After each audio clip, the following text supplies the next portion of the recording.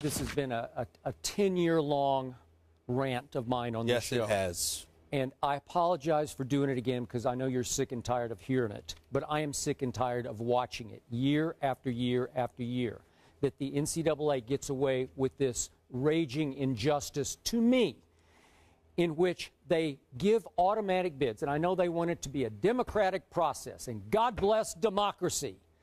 So in this case, they want every little conference to get an automatic bid to the NCAA tournament. And I'm barely okay with that. All the non-power conferences are going to get a shot at the big dance. I'm okay with that. I was going to call them something else, but I'll just say they're non-power conferences. But Stephen A. Smith, at least make them earn their way in during the regular season.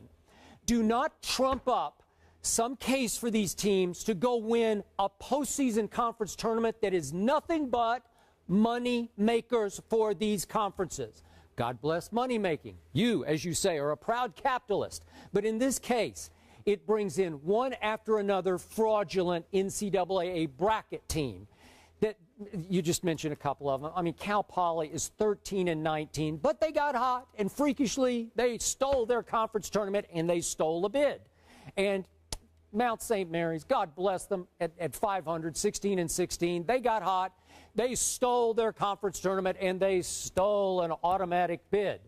Albany at 18-14, even Texas Southern at 19-14. I can go on and on, one after another. There are a bunch of teams, there are 9 teams altogether, who got hot and won their postseason conference tournament and stole an NCAA bid. SMU obviously is better than probably all these teams, but as you point out, in their conference tournament, the Mustangs, as their nickname, spit the bit, and they lost to Houston. And again, I always try to disqualify results in conference tournaments and just say, who really cares? Were they really that up for it? But in this case, that doomed them, and they're out of the tournament. And Albany's in the tournament, and Cal Poly's in the tournament, and we can go on, but we don't have the best field in the NCAA tournament year after year after year. Well, listen.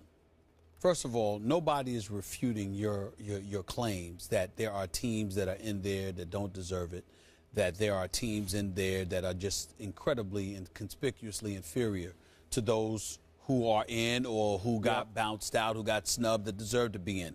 SMU, of course, I went to interview Larry Brown more than a week ago for a reason. They had won more than 20. They had won about 23 games. But the last 3 games of the season, they lost. Who they lost to Louisville. They lost and to by Memphis. the way, Russ Smith made 6 threes in the second half. That's right. They lost to Memphis. They lost, and then they lost to Houston in the conference tournament. The only shame was Houston. The shame was Houston. No question about it. But I guess what I'm saying to you, Skip, and the strength of schedule, the RPI was like 129, if I remember correctly. What I'm trying to say to you is where you and I are diametrically opposed is this.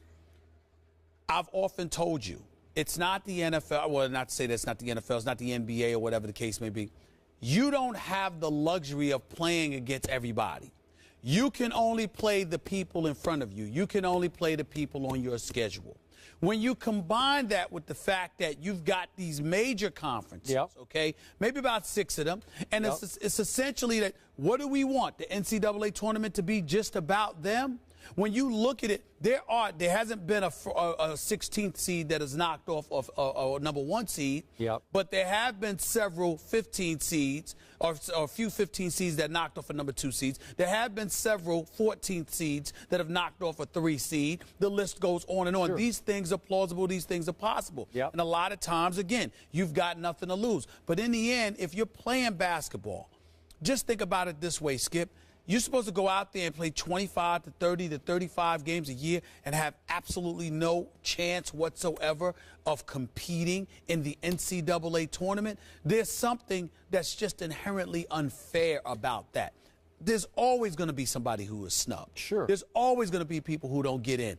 And even if you wiped out those smaller schools, you're still going to look at several teams and say, look, right now, SMU deserved to be in the eyes of a lot of people. Sure. NC State does not.